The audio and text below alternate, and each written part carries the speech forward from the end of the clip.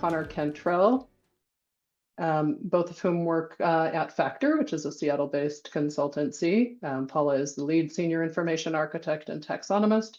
Connor is an information architect. I will let them introduce themselves a little more as they get started, but please join me in welcoming Paula and Connor. Thanks, Paula. And not to talk about myself in the third person, but yeah.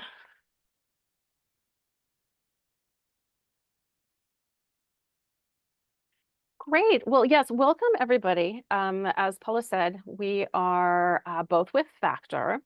So I am an information architect that has been actually a practitioner most of my life. I've done everything from content and records management to content strategy, digital archives, information modeling, taxonomy, a whole poo-poo platter of this world in which we live. I came to Factor a little bit over 3 years ago, and so I'm enjoying this newish role as a consultant because we really get to help a large breadth of problems to solve with our clients. So there's never a dull moment.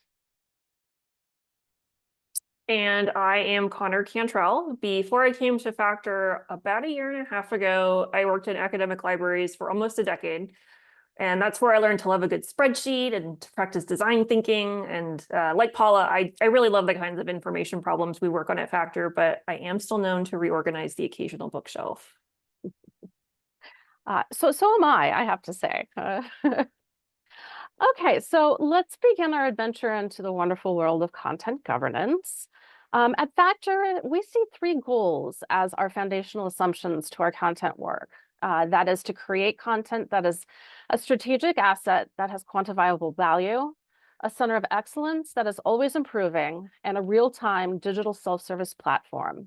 Our ultimate goal is to create a living, evolving, and responsive content strategy as a service, a system that enables an organization to achieve its strategic goals and sustain them over time.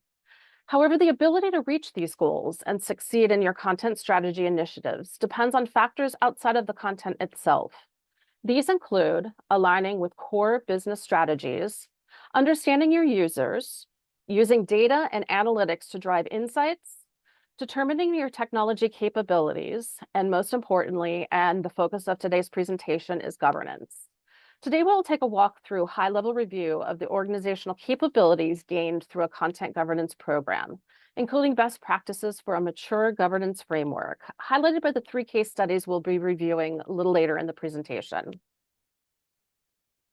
So first off, let's talk about governance capabilities. A content strategy governance plan offers several key capabilities for organizations, especially those needing to implement a plan or justify investment in governance to leadership. It's crucial to understand that these capabilities are interconnected and rely on each other for optimal effectiveness. Therefore, a comprehensive governance plan, the focus of our discussion today, is essential for achieving mature governance. Let's explore these capabilities. So first off, we have automation and AI enablement. With most industries moving towards some level of automated processes or AI initiatives, the key governance capability would be that of data quality. Governance ensures AI accuracy and reliability. Inaccurate AI results and incorrect predictions stem from poor quality data, including missing values, inaccuracies, and implicit biases whose relevance is difficult to assess due to the lack of visibility. Poor quality data without human in the loop will cause more resource expenditure, time, people power, or even failure in real-world scenarios.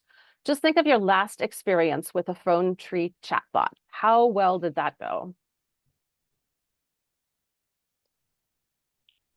Give me a minute to unmute there.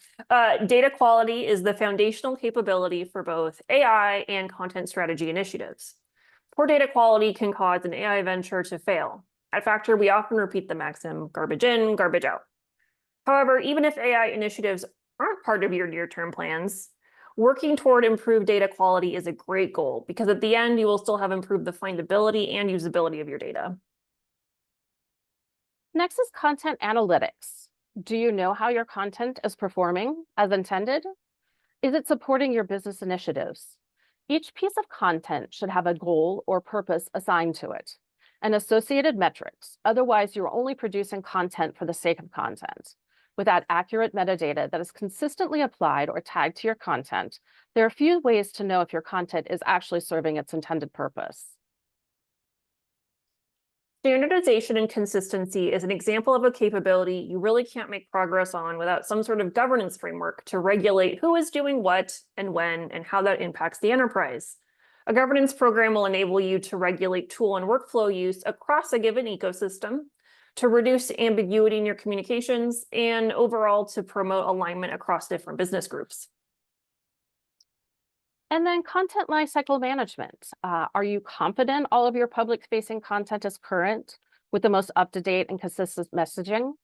Whether it's about legally required statements or product information, out-of-date reflects poorly on your brand.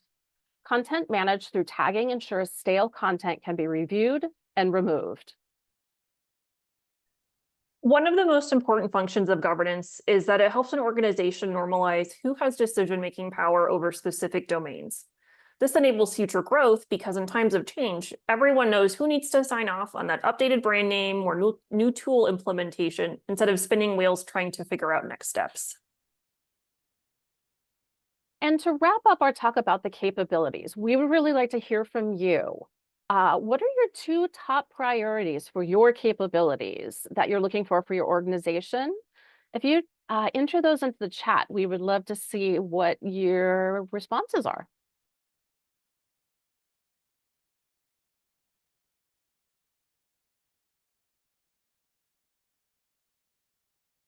Yes, standardization and consistency. Yeah, the foundation of all governance and documentation. Yeah, roles and responsibilities is a big one. Yeah, we'll be talking about roles and responsibilities a little bit later. Content quality over time. Huge problems for large organizations who can't keep up with the content that they're producing. Well, great. Thank you for those comments. We will talk about that a little bit more, but we're going to move into then how do you know that you can acquire those capabilities within your organization? First, you need to understand what capabilities you already possess and those you need to work towards. One of the first activities Factor conducts with its clients is a maturity assessment to understand where they are in their journey so that we can help tailor the right roadmap to get them where they want to be. Typically, we do this as a self-identified maturity assessment to help organizations understand and internalize the maturity of their capabilities to support governance initiatives. So let's go through each of the stages quickly to give you an idea of the organizational characteristics and capabilities at each level of maturity. In stage 1, or the accidental stage, content, taxonomy, and metadata management changes in this stage are reactive, random, ad hoc, and may feel like fire drills. Changes are made to solve immediate pain for a single group of stakeholders and often don't consider any of the long-term impacts of the needs of the greater organization. In the second stage, the grassroots stage, there are some people, often subject matter experts, that see what changes need to be made to improve the governance and how. Personal heroics, and therefore singular points of failure, can play a large role in this stage.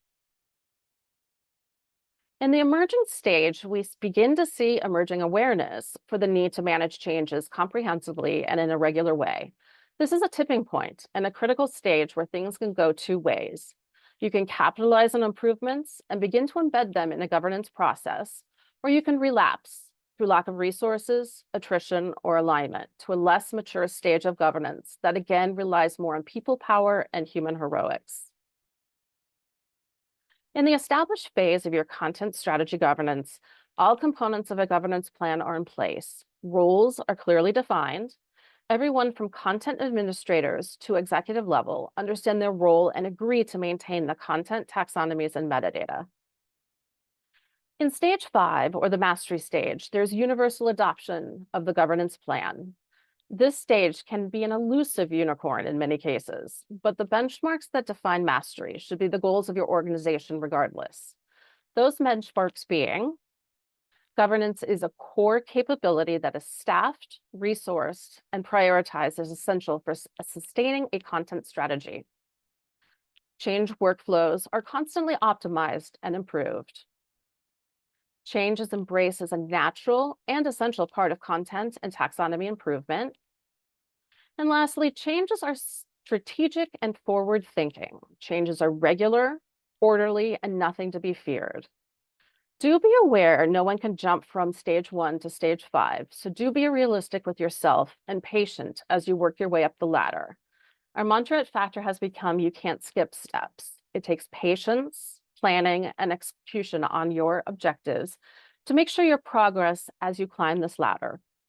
This will require a roadmap and ongoing effort at each stage. Governance is definitely not a one and done endeavor. So now that we've taken a look at all of these different maturity levels, what do you think your maturity level is? If you could answer into the chat what you think your level is, we would love to know kind of where some of our audience here is landing. Accidental. Well, we wish you luck. 3, yes. Grassroots. Is there a 0? Well, I do challenge our clients when they say there's a 0. There's always some level of governance, always. Great. Well, hopefully some of the things that we're talking about today will help you. So regardless of where you are in your maturity, how do you move up the maturity scale? The foundational work, which you will help reach your content strategy maturity goals, depends on the development of these 5 essential components to governance.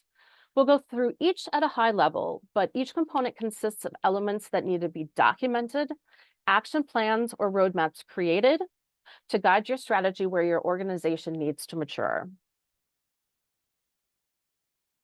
So the first one is documenting the information for your information domains. What this means is define each domain, what it is and what it isn't. Who owns the domain? Where's the domain system of record or source of truth?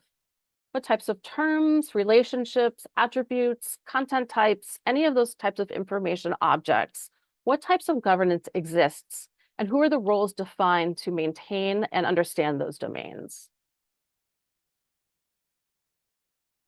Next, we have documenting your system or systems that are involved in the domains. What are the name of the systems and their descriptions? Can it do content modeling?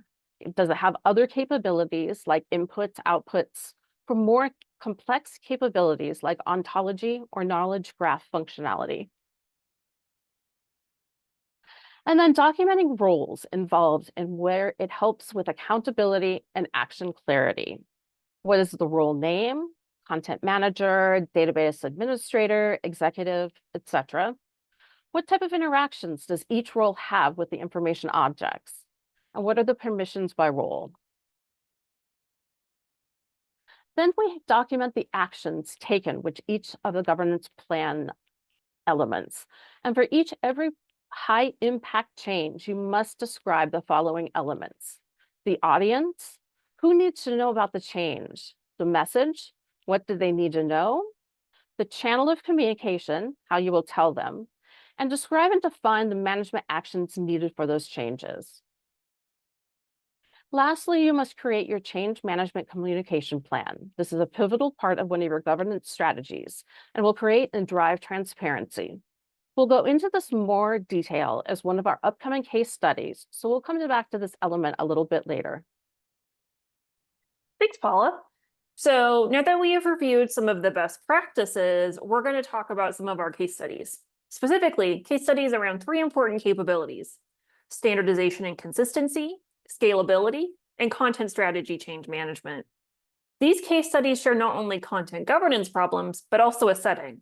They all occurred across different engagements at a Fortune 100 technology company that has brought Factor in on primarily taxonomy-related projects for over 7 years. So just in case you're not super familiar with the world of taxonomy and/or information architecture, you'll hear words like taxonomies and metadata to describe our content. These are essentially structured lists of content tags. This is a specific type of content to be sure, but we think our learnings are applicable across a wide range of content, even if you're not actively handling content tags in your role. Additionally, although each of these projects took place at the same company, they happened at different times and each one had a different primary stakeholder. So our first case study deals with standardization and consistency as governed by a documentation program. And when we're talking about documentation, we're talking about a really wide range of practices, anything from a post-it on your desk reminding you what boxes to check when adding a new article, to a fully realized enterprise wiki. In our experience, we really don't see taxonomy programs that completely lack documentation. It's mostly organizations where there are multiple documentation paradigms happening. IT is documenting stuff here, the taxonomy folks are putting stuff here, the business group has stuff over there somehow. There's nothing wrong with this. I mean, these are completely reasonable responses to organizational pressures, and it's certainly better than having no documentation, but the lack of a single source of truth can really hold a taxonomy program back from achieving more mature capabilities. So for our client, their content program was dealing with some significant documentation problems. In practice, this looked like that documentation management was no longer staffed within the business. They lost the position that had previously managed stuff and could no longer assign that work to an FTE. Also, lots of documentation accumulated over time, and not just in places you might expect like a wiki, but also in kind of random internal digital presences across the enterprise. The documentation paradigm was siloed, which made it unsustainable and it had become outdated. This made it really difficult for business and IT users to complete tasks related to our taxonomy content, like checking the terms available for tagging or making sure the consuming system integration functioned correctly. So all these changes meant that the overall maturity of the documentation program backslid and the client lost knowledge management capabilities. This also caused friction because in a lot of ways, it's more difficult to adjust to a less mature environment than to work on upgrading one. Since so few resources were devoted to documentation and the ecosystem was highly reliant on personal heroics, we would call this probably like a solid 2 on our maturity scale. And if any of these problems I'm describing are resonating, please do put them in the chat so we know we're connecting. So in terms of staffing, the client called us and his contractors to do the heavy lift of fixing his issues. Knowing there was not going to be an FTE running this work was a useful data point for the actual process of consolidating all the information into a single wiki space, since we knew our final product needed to be relatively low effort to maintain. In practice, our actual consolidation process to prepare for the migration included a lot of activities that probably sound pretty familiar to you, like an inventory of existing content and a content gap analysis. What I wish we had done earlier, because it was so helpful to assessing and to structuring the content, was identifying our core audience for the wiki, which was made difficult by how many different locations from which we sourced content. We discovered there were 3 main groups to which this wiki needed to speak. First, our taxonomy team, who care about creating the tagging models and maintaining the tags. Then the business groups, who care about being able to use those tags in their end system on their content and understanding how to request changes to the tags. Finally, there's IT, who cares about making sure the data flows from their management system that the taxonomy team is using to the front-end content platforms those business groups are using. We created 3 different branches of the page tree in the wiki that are clearly labeled, so members of these groups can identify where they belong and quickly orient themselves to the most relevant documentation. And to be honest, we're even now still refining that documentation, in part because we got hit with the system migration in the middle of this process, so the content needed yet another round of updates. But our in-progress results include a reduced level of effort for the documentation manager and users. Instead of maintaining multiple sources of truth, the client just has to worry about maintaining one, and the business users just have to search for information in one. Also, a more user-friendly single source of truth helps increase accountability. There shouldn't be questions about who has agreed to do what and the downstream impacts of their actions. It's really easy to just consistently point people to the wiki to get their answers. And finally, we see this as part of an overall strategy of transparent communication around that taxonomy content management. People get more excited about the work when they see that a single source of truth means a single aligned answer and they feel less confusion. Okay, so on the next mouse click, an arrow is going to appear on that maturity scale in the bottom right corner of the slide to show the progress we made through this case study. So based on everything I just told you, I'd like you each to guess in the chat what number that arrow is going to appear above.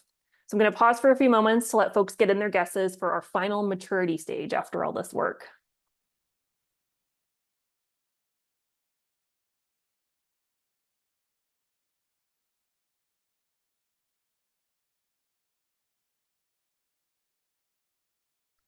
Seeing some 3s and 4s come in.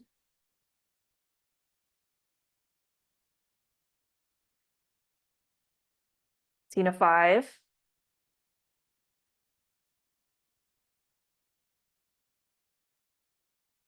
So I have to say, I think this is an example of an edge case right between 3 and 4. So they definitely did increase their maturity again with documentation that would allow for consistently performed inputs with repeatable outcomes.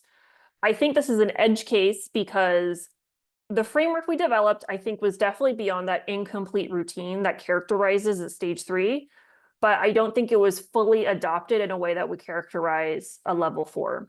So I think edge cases are really common when we do this exercise with folks, and often that does appear as people guessing, like half the people guess a 3 and half the people guess a 4, and that's how you know you're probably working in an edge case. So y'all were pretty much right on the money with all your guesses. Okay, so for our next study, standardization often goes hand in hand with this capability, scalability.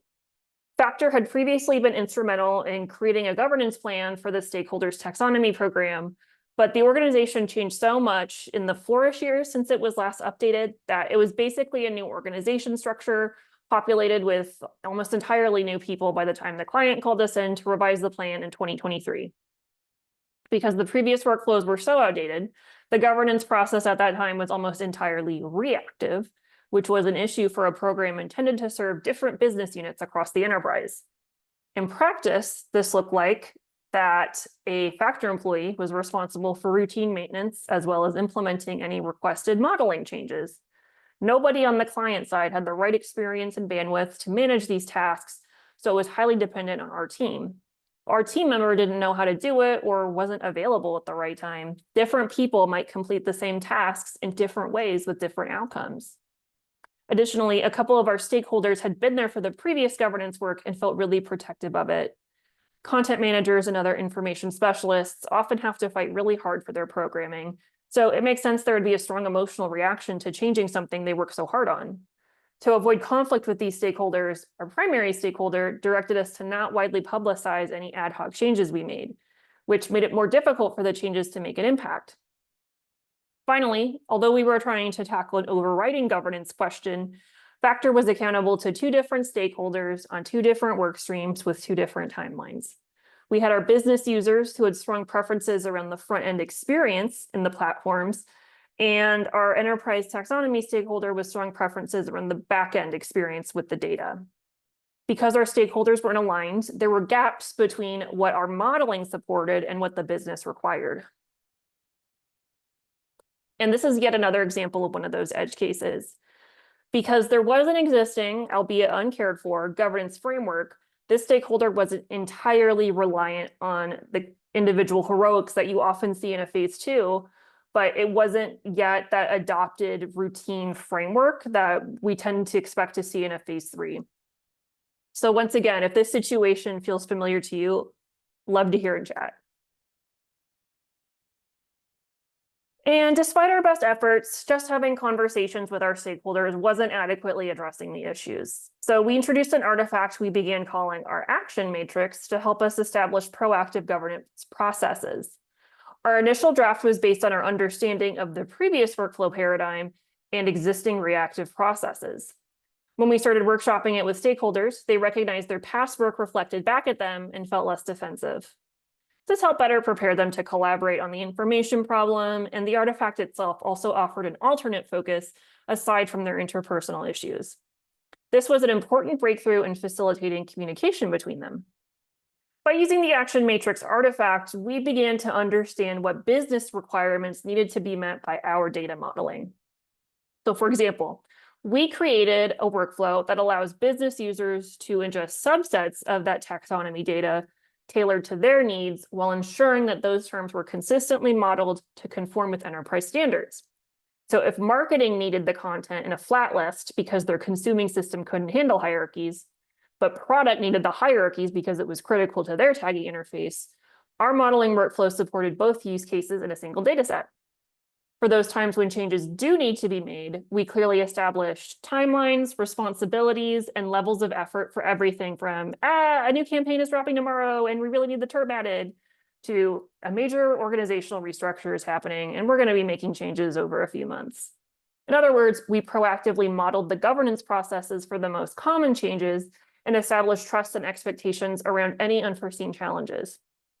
And getting this all down was not a one and done session for us. It took a few meetings, but at the end, our stakeholders had been given space to process the changes and come to terms with why and how they were being made. Getting them in a couple sessions together also allowed them to hash out their disagreements directly without us necessarily having to referee or mediate. We were just there as consultants to focus on the information problem.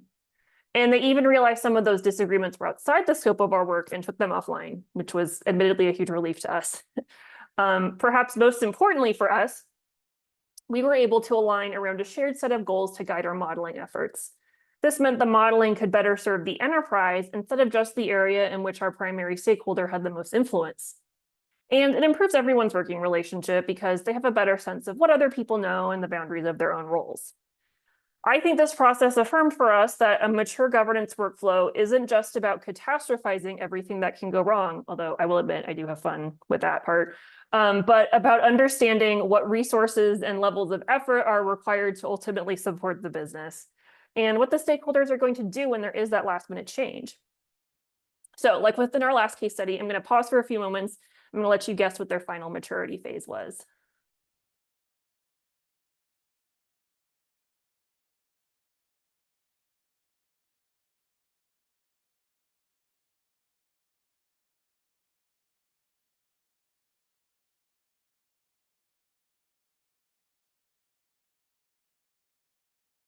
Okay, it seems like the people are very firmly thinking it's a 3. We got 1 4. So, okay, it's interesting because that's like exactly the same kind of internal argument I think Paul and I have with ourselves when we talk about where this final maturity phase lands. And actually we had like kind of the same results with our audience last time, because there's really, again, I know we keep talking about edge cases here, but there's really kind of, depending on where you stand, an argument to be made for this ending up in a 3 or a 4. It's at least, if it's a 3, it's at least a very advanced 3.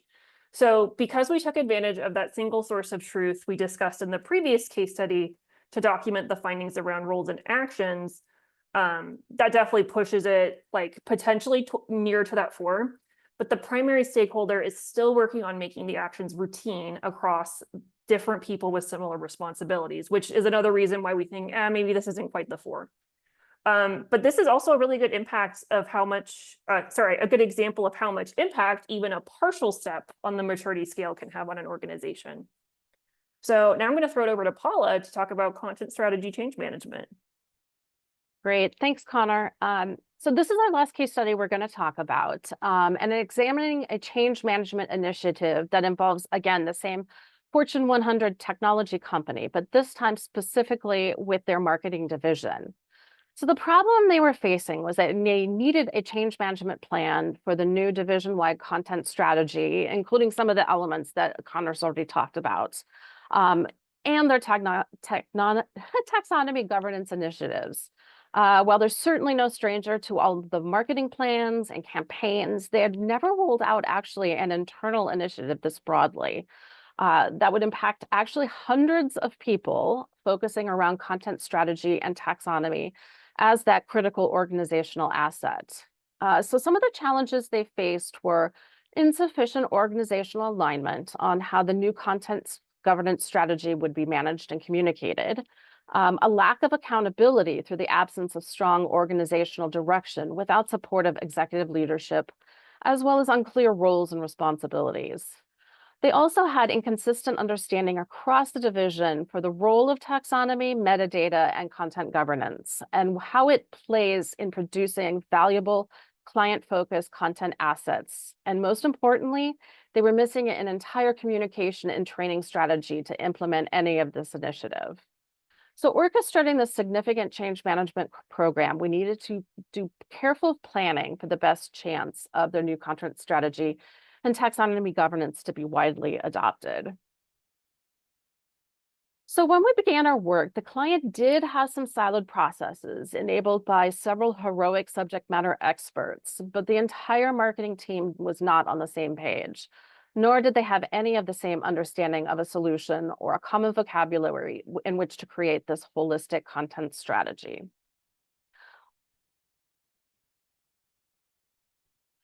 So moving on to the solution, Factor was able to identify and create different training and communication components necessary for the successful rollout and long-term success of the content governance. First, we established with the client why a training program and communication plan is so important to change management. It creates the alignment by breaking down silos.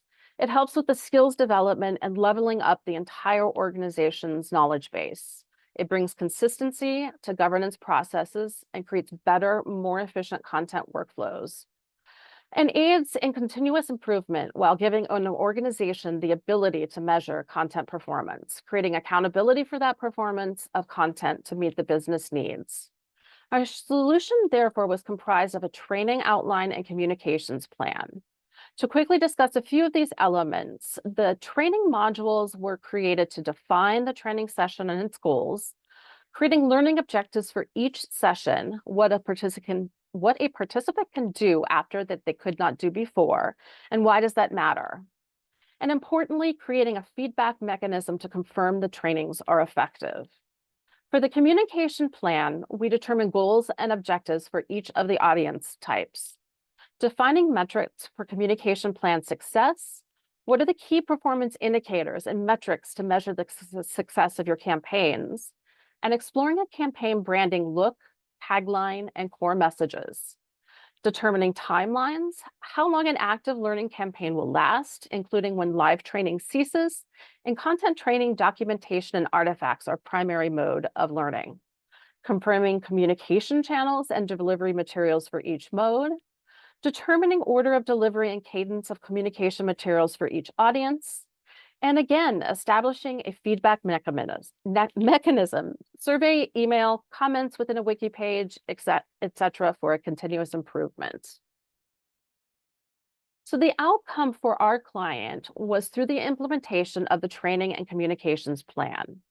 They would therefore be able to establish and leverage the new capabilities such as organizational alignment and accountability by codifying and standardizing roles and responsibilities, the adoption of a division-wide governance framework supporting content lifecycle management, and a durable change management strategy that could grow and adapt to the organization's future needs. So as you can see, they were fairly low on the maturity scale at the beginning of this. And so like we were doing with Connor's prompts, can you guess what their final maturity might be? If you could put that number in the chat, we'll take a look at that. 4, 4, 5. Wow, yes. 4.5. Again, edge case. Yes, indeed. We have seen snippets of people in the 5, but it's definitely not universal. So great. Well, thanks for that. So where they ended up was in the 3.5 and 4. So the training and communication plan was ultimately the key to managing change and adoption for their content and taxonomy governance program. While it's tempting to ignore this effort, it was a crucial element to the success of our client's content strategy. As we say at Factor, you can't skip steps when it comes to developing and implementing a widely adopted and mature governance program.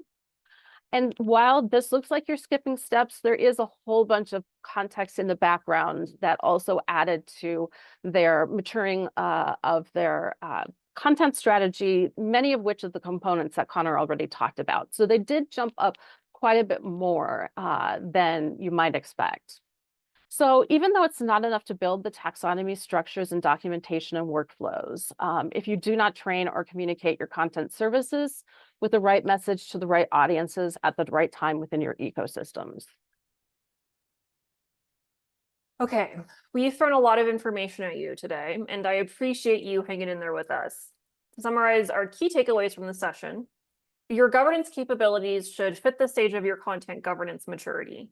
Not everyone can have the most mature program all the time, but everyone has their own sphere of influence and can figure out incremental improvements that work for their team and their enterprise environment. We also want to mention that a less mature governance program that can be sustained over the long term is better than a more mature program that eventually degrades. It's usually harder to advocate to revive the work after a setback and any perceived or real capability loss. And if you do find yourself in the situation of trying to increase your maturity level, remember that you can't skip steps. If you're at a 3 right now, it's going to take some time, resourcing, and everyone's favorite activity, networking, to get to a 4 and even more to get to a 5. That's why we encourage you to make connections with other people in your organization. Governance is only sustainable by socializing your work and inviting other people to join you. It's the key to establishing credibility, gaining buy-in, and supporting transparency throughout your organization. Okay, we made it to the end. And as we move into the Q&A portion, let us know in the chat what questions you still have. I also highly recommend connecting with me and with Paula on LinkedIn using the QR codes on screen because, well, I do enjoy networking. But we are also releasing a free governance workbook through Factor later this month. So connecting with us is the best way to find out when that drops, and you can get that for free with a download. Paula, do you have any last thoughts? Yeah, I was just going to say, so a little bit about the governance workbook. We do go into more details about the elements of the capabilities and how to determine like domains and roles and responsibilities. So that'll give you a whole workbook to start assessing your own information maturity. We have lots of great prompting questions that you can ask yourself to see how and what is in front of you to increase your maturity level. Yeah, and I would also say, so like Paula said, I think this workbook is really our best attempt so far to really like guide people through the process we go through with these kind of case studies, and also hopefully gives you some tips on how to talk to other stakeholders who maybe aren't as enmeshed in your content, how to talk to them about the importance and outcomes of what you do. So yeah, we highly recommend it. Yeah, and just one last thought on that too. It's just as applicable for a singular person who is working against their organization and trying to do this as much as it is for a large enterprise. So I highly recommend that even if you're an individual, this is going to help you with just answering some of the questions of where you need to go next. Right. Go ahead. Oh, no, I was going to say, yeah, so what questions? I know some of them come through, so hopefully we can get back and answer some of those. Absolutely, and thank you. And we'll start off with one actually from Ariel, because I think it's a great place to start. Ariel is wondering, where'd you come up with this framework? It seems like it's been extremely useful. Yes, so our two founders at Factor, they have been working in the industry for decades at this point, but they started the Factor consultancy 11 years ago. Gracious, it has been that long. And so it's something that they've developed as part of the kind of the Factor way is kind of what we call it, over experience and time. And so we are constantly evolving it and adapting it to different environments. But it really does has been tested over time and really is something that we come back to utilize because most people can identify with all of these capabilities of, am I at the lower end and what do I need to do to increase kind of the maturity within my organization or the skill set in which I need to deploy within my organization. And I would also add, I think one of the unique aspects of working for a consultancy instead of kind of being more of a lone practitioner in-house is that in a consultancy, like, right, Bram and Gary certainly like kind of came up with it and have led the charge on implementing it. But also a lot of practitioners over the years have picked it apart, really refined it, figured out, how to better apply it to the different use cases we see with our clients. So I think it's definitely been something that a lot of, practitioners, I think many of them besides Gary and Bram have probably presented here too, But yeah, so that's, I think, one of the reasons why it's kind of been fire tested, like Paula mentioned.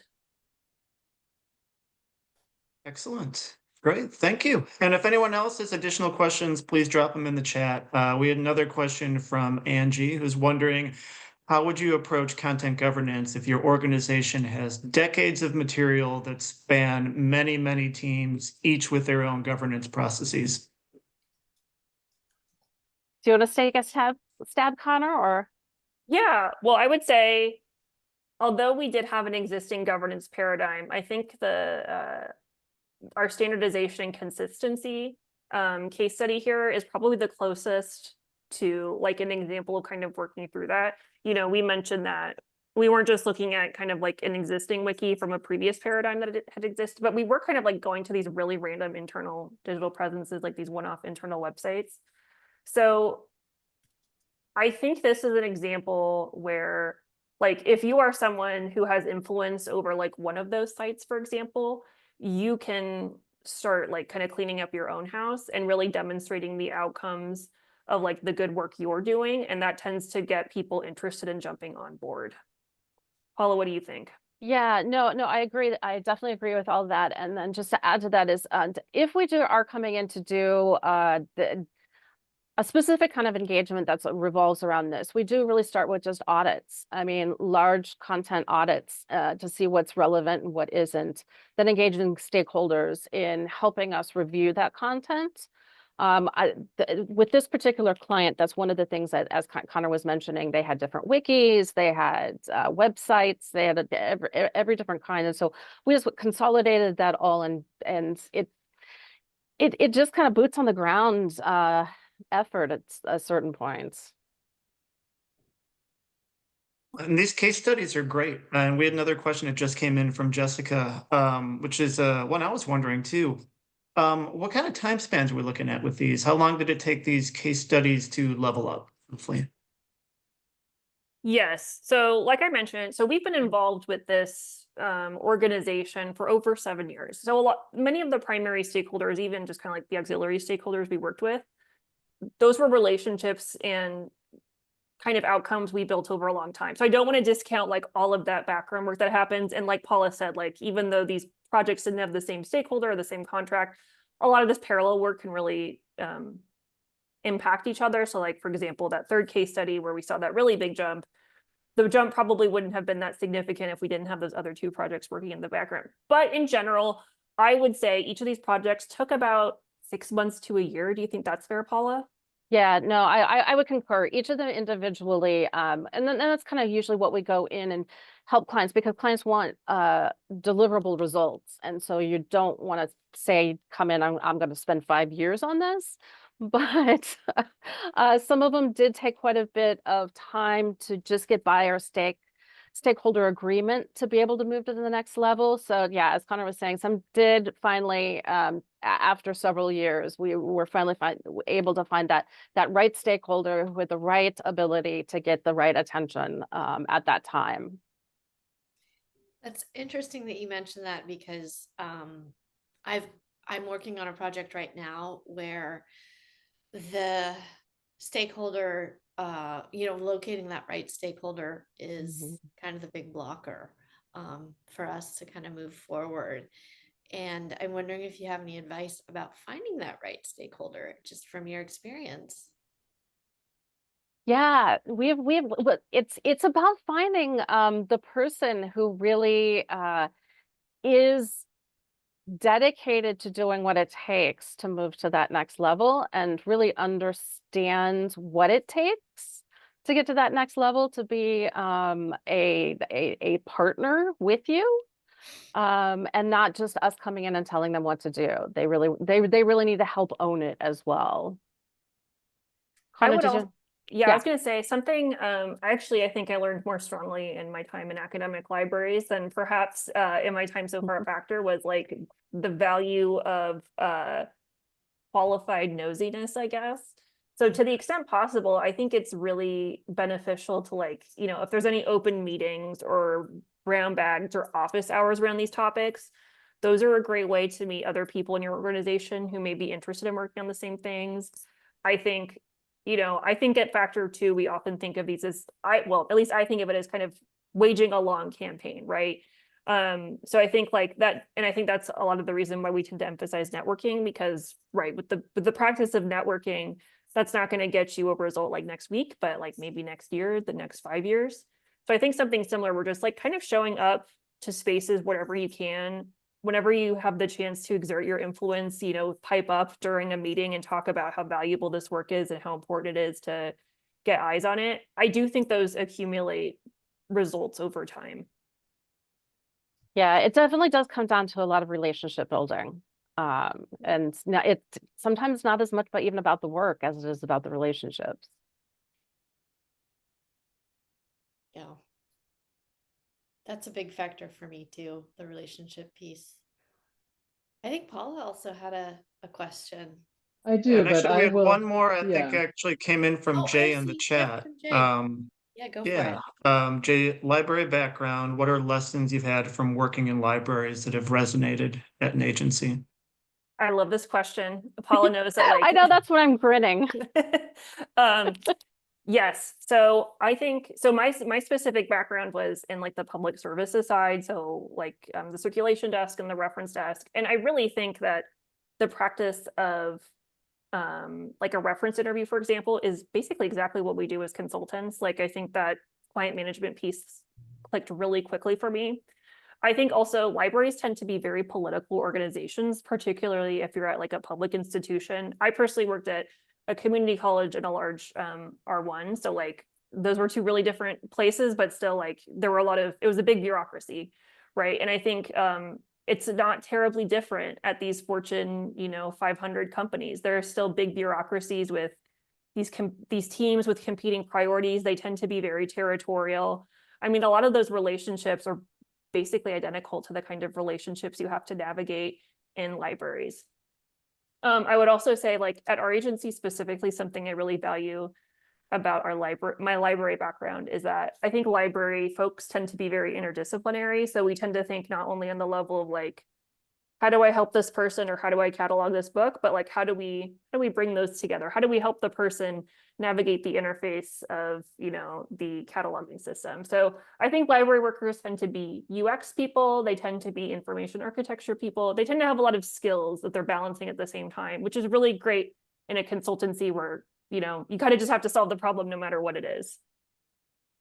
And that's really kind of my background as well. I mean, I started in archives and digital archives and then moved into kind of business strategy. And I found the most useful thing was being able to translate between the business priorities, the technical teams, and and any other stakeholders. It's speaking the language of everyone that needs to be involved in the decisions that are made to move things forward.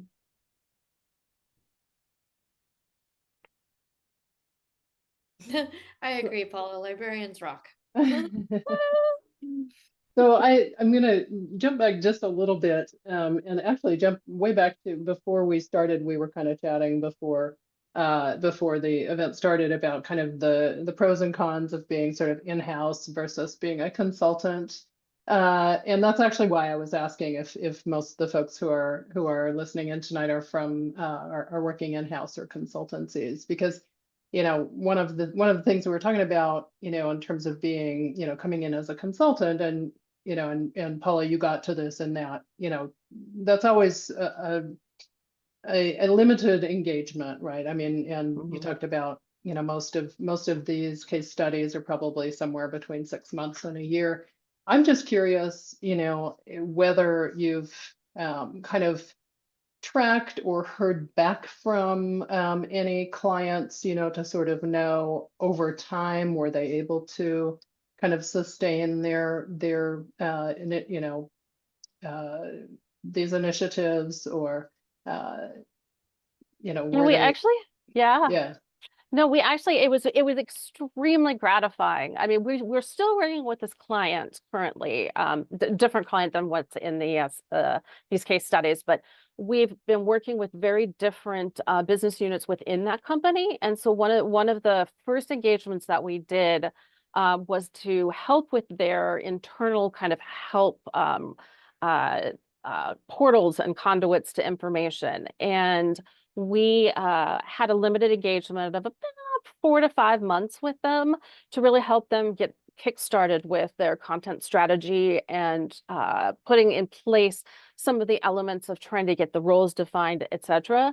And so we just heard back that they hired a whole new role that is now dedicated to just this work and is really excited to share with us after, gosh, a year plus or more of how much progress they had made. So that really made us that made my heart happy. So I mean, I'll also Okay. share that one of our primary stakeholders on one of these projects, she was actually so interested in the way that like these skills and this work kind of intersected with her business responsibilities that she ended up getting an MLIS from UW, Oh, and wow. like was really hardcore inspired by you know, working with us. So she's definitely someone, and like after a lot of the engagements we talked about today, she's really kind of taken and run with it because she has a lot of her own knowledge and skills, and she hired other subject matter experts out of that same program, right? So that's, I think, definitely one of the rarer like outcomes to have someone be like inspired to go get a master's degree in this. But I mean, that did happen. So Yeah, that's great. That's wonderful being able to see the impact you had. Yeah, that's awesome. All right. Any other questions before we wrap for the evening? If not, I will. Oh yeah, Jennifer, please go ahead.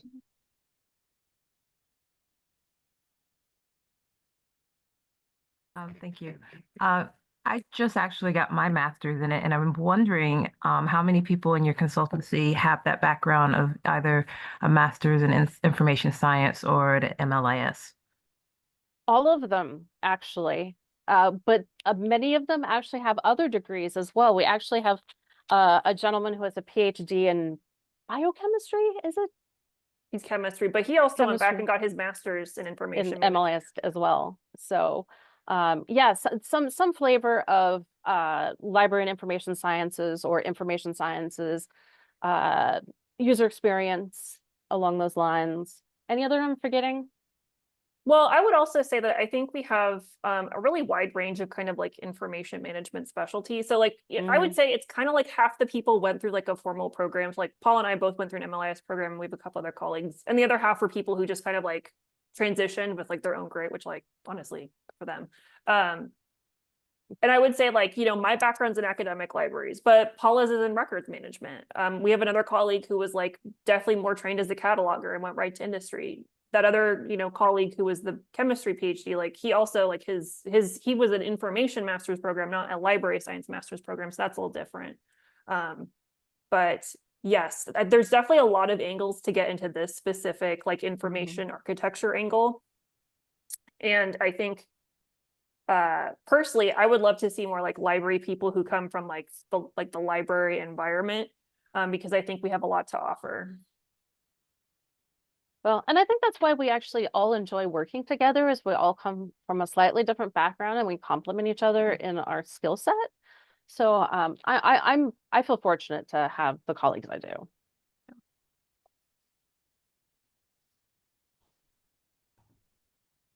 All right. Any other questions? Thank you everyone for your participation, and especially contributing to the talk as you've helped Paula and Connor kind of see how their message is coming across. Before we wrap here, I forgot to mention before that I school also from Jennifer. Yeah, I'm a content strategist with an MSIM, so Master of Science Information Management from UW. So content strategy. I'm a also, UW HCE, but I did probably 50% of my coursework at the iSchool and the MLIS. So yeah, UW has a lot of tentacles in our profession. So anyway, let me just quickly say our next event, and I forgot to show this slide earlier, June 18th, we're going to switch back again to another job search related title or event, sorry, topic. We know we've got a lot of folks who are searching. So we're Our speaker will be Emily Wachowiak. I'm probably not saying that correctly, but she is going to be speaking on creating a content design portfolio with or without UX experience. She wrote a blog post on this topic on the Button blog, so you can kind of check that out in advance if you want, but join us in June. And for all the local folks, we're planning to do again our in-person event in July. So it'll be just more of a social kind of happy hour networking event. So stay tuned for information about that. Again, check out all of our LinkedIn and Slack and our website, and we'll keep you informed about that. And also, do connect with Connor and Paula. The workbook that they talked about sounds like it's going to be a really incredible resource. So you'll want to check that out. I know I'll be pushing the download button as soon as that's available too. So thanks again, everybody. Thanks, Paula. Thanks, Connor. It was great to have you, and hope everyone has a good evening. Thank you, everyone. see We you again. appreciate you listening and sharing your evening with us. Thank you. Bye.